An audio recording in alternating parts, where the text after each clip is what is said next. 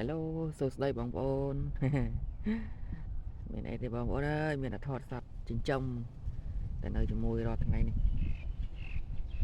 មើលគឺថាអូយស្អាតម្ល៉េះទេមេនេះ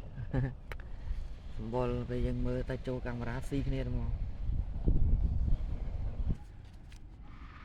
បើតែពេលខ្លះគ្នាអត់ចេះនិយាយមែនបងប្អូនគាត់ថាគាត់ថាវិញ្ញាណណានៃការដឹងណាគឺចាំណាម្ចាស់มันងាយភ្លេចទេទៅបីទៅណារាប់ខែរាប់ឆ្នាំមកដល់មកវិញឲ្យតែហត់ក្លិននៅចាំគឺស្គាល់ហើយសត្វពេលគាត់ថាមានអីខ្លាំងទេបងប្អូនជាសត្វទេហើយជាសត្វឆ្កែនេះមួយគឺជាសត្វដ៏ស្មោះត្រង់ណាថ្ងៃមួយខ្ញុំបានទៅចុងភូមិក្រៅនោះស្រាប់តែហត់តាមខ្ញុំទៅដល់មុខហើយ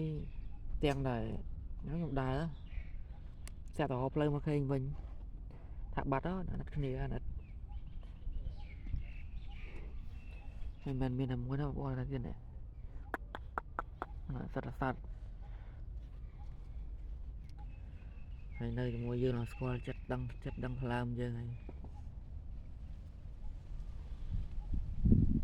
បើតែគ្នាមិននិយាយបើយើងហៅមើលមកខ្លោច